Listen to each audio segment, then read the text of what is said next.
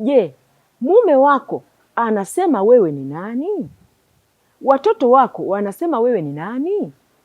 Na nimekuja na jambo hili kutokana na mambo ambayo ninayapokea kwa wingi nyakati hizi. Nimepokea mambo kwa wingi. Wakati mwingine ni kuhusu sisi wanawake ambao tunasali, sisi wanawake ambao tumeokoka. Unakutana na mtoto ambaye anakuambia, mwalimu, mimi mama yangu hajaokoka.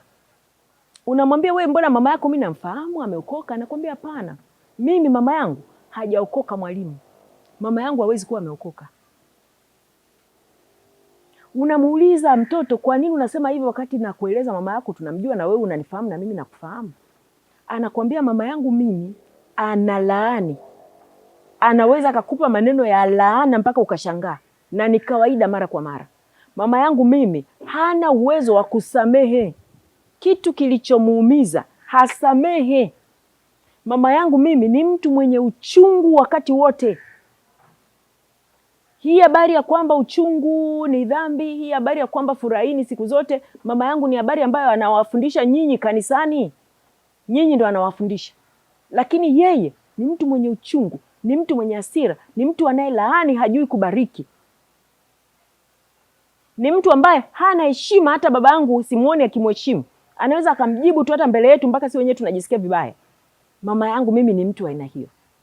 Sasa ukiangalia maneno ya Mungu yako wazi, tunaweza kujifunza sisi. Kwa mfano, tunaoipenda Biblia, tunaweza kujifunza kutoka neno la Mungu katika Injili ya Luka sura ya 9, ule mstari wa 18 hadi ule mstari wa 20. Bwana wetu Yesu Kristo mwenyewe aliwauliza wanafunzi wake, makutano, yani watu wengine huko, wananisema mimi ni nani? Wakamwambia, wengine wanasema Elia, wengine wanasema nabii yule, wengine Yohane Mbatizaji. Kila mtu akasema, wengi wanasema tofauti tofauti. Lakini akatoka kwenye makundi yale makubwa, akaja narrow down, Kiingereza wanasema, akarudi akasema, ninyi wanafunzi wangu mnasema mimi ni nani? Lile ni swali muhimu sana, na ndipo tunamsikia Petro pale anampa jibu kwamba, Bwana, wewe ni Kristo wa Mungu. Walimjua kwamba yeye ni Kristo wa Mungu. Walimjua kwa nini? Kutokana na tabia zake.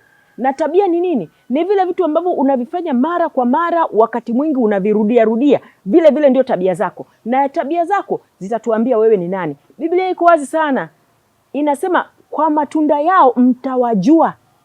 Kwa hiyo yale matendo yako yatufanya sisi tukujue wewe ni nani. Na unapojiuliza wewe ni nani, kwa habari ya makutano na makundi makubwa, wale walio makanisani, walio wapi, wanaweza kukujua kwa namna moja. Usisahau kurudi na kuuliza watoto wako. Je, na wewe unaogopa hata kulifesi hilo swali? Kama ambavyo wakati mwingine sisi ambao ni Wakristo wanawake tumo ndani ya nyumba tunaogopa hilo swali kuuliza watoto wetu, wewe mwanangu unanijua mimi kama nani? Kama uko katika hatua hata ya kuogopa kusikia mtoto wangu ananijua mimi ni nani, au mume wangu ananijua mimi ni nani, au wale ninaoishi nao ndani ya nyumba yangu ananijua mimi ni nani, chukua hatua mpenzi, muombe Mungu. Omba Mungu akusaidie, alafu uwe tayari kwamba Yesu Kristo yeye alitujua kwamba sisi ni wakosefu. Ndio maana akafa msalabani kwa ajili yetu. Mungu anatupenda kiasi kwamba yuko tayari kutusamehe. Dini zote zinatambua kwamba Mungu anapenda mwanadamu na yuko tayari kumsamehe mwanadamu. Jitambue kwamba wewe ni mwanadamu tu mkosefu, alafu uwe tayari kusikiliza wewe ni nani. Sikiliza watoto wako, msikilize mume wako. Sikiliza wale wa karibu unaokaa nao, kama ambavyo Yesu Kristo alikuja kwa mitume ambao alikuwa nao nyakati zote akiwauliza, nyinyi mnanisema mimi ni nani? Bahati nzuri walimtambua kwamba yeye ni Kristo wa Mungu. Wewe kama ni mwanamke, ni mtu wa Mungu kwa dini yako, hebu uliza watoto wako, usikie kama wao, je, wanakujua wewe hivyo kwamba ni mtu wa Mungu? Mimi nakwambia nyakati hizi ninapokea mengi kutoka kwa watoto na vijana ambao wananiambia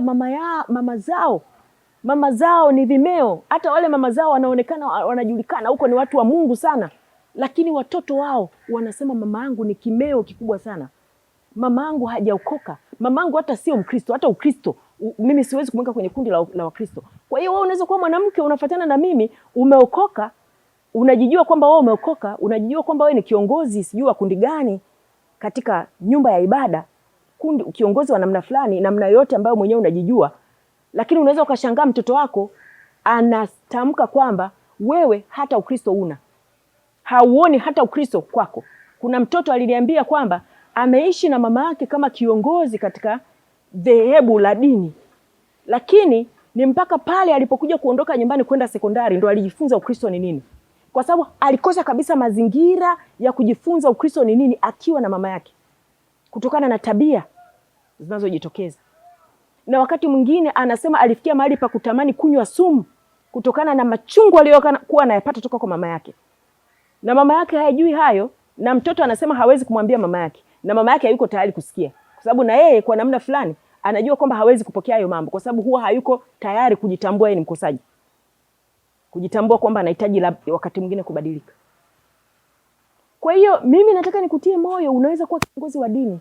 Hebu shuka, waulize hata watoto wako, shuka, nenda kwenye level ya waulize, nyinyi mnasema mimi ni nani? Waulize kwa nia njema ya kwamba mimi ndo naitaka kubadilika, kwa sababu sisi wote ni wakosefu. Kubali hivyo, alafu waulize, alafu fanyia kazi wanayokuambia. Wakati mwingine tunawapoteza watoto. Nimekutana na wakati mwingine watoto wamekataa dini. Yaani wazazi wanajitahidi kuwafundisha dini kwa maneno, kwa bidii wanawafundisha watoto, lakini watoto wameikana dini, hawaitaki kabisa. Na matendo ya watoto baadaye yanajionyesha wameikana kabisa dini. Hawaitaki kabisa dini yao. Kwa sababu gani? Maneno na matendo vimetofautiana mno. Maneno na matendo vimetofautiana mno. Na nikutia moyo mwanamke mwenzangu, watoto wetu wanajifunza sana kwa matendo yetu. Mimi nimepata kuona kitu cha ajabu nyakati za karibuni. Mimi namshukuru Mungu, nina watoto wakubwa kidogo. Kuna mtoto mmoja ana miaka 18, mwingine ana miaka 20 na kitu. Wale watoto wanapambana na miili yao kiasi kwamba wamekuwa wembamba mpaka nikawa nasikia yani sitamani. Nikaanza kuambia, kwa nini mnapambana mpaka mmekuwa wembamba hivyo? Naomba ule chakula uongezeke kidogo mwili. Lakini watoto wakaniambia hapana, wameshapima uzito, na baada ya kupima uzito wamegundua kwamba uzito unaenda juu ya kiwango kinachohitajika kutokana na urefu wao, na wakaamua kupungua mpaka kufika kwenye ule uzito. Na mimi nilikuwa naona wanakuwa wembamba mno, nadhani umama ulinifikia. Lakini sasa kumbe ni nini? Kumbe ni mimi na baba yao tunapambana na miili kila siku na mzani tunao ndani. Hatujawahi hata siku moja kuwafundisha pambana na mwili. Kwanza tumekuwa tunatamani waongezeke kidogo, lakini toka wanapata akili, wametuona mimi na baba yao tunakwenda mazoezi uwanjani kwa muda wa lisali zima, ikiwezekana kila siku isipokuwa Jumamosi na Jumapili. Tunakunywa maji, tunakula aina fulani za vyakula, aina fulani ya tuli, tuna mzani, asubuhi na jioni tunapima mzani ule uko sebuleni. Watoto nashangaa wanapopambana na uzito wao wenyewe. Ninashangaa. Imeingia tayari ndani yao. Kumbe hicho ndicho tunachokitamani wakati tunawafundisha watoto wetu. Tabia zetu ndio ambazo zinaweza kusema nao kuliko maneno yetu. Anzia hapo, waulize, wewe mwanangu unaniona mimi ni nani? Lakini kwa habari ya watu wanasema wewe ni nani, ni somo linalokufaa sana wewe mwanaume. Hebu uliza mke wako anakusema wewe ni nani? Uliza watoto wako wanakusema wewe ni nani? Vile vile kama ilivyo kwa mwanamke, wewe pia unapasa kuuliza mambo haya na kujifunza toka kwa watoto wako na kuwa tayari kubadilika. Kubadilika ni kitu kinachotupasa sisi sote, na tunapoamua kubadilika na kukaa sawa sawa kwa watu makundi makubwa na kwa watoto wetu walio karibu na sisi, kwa wake zetu, kwa waume zetu, tutakaa sawa sawa hata mbele za Mungu.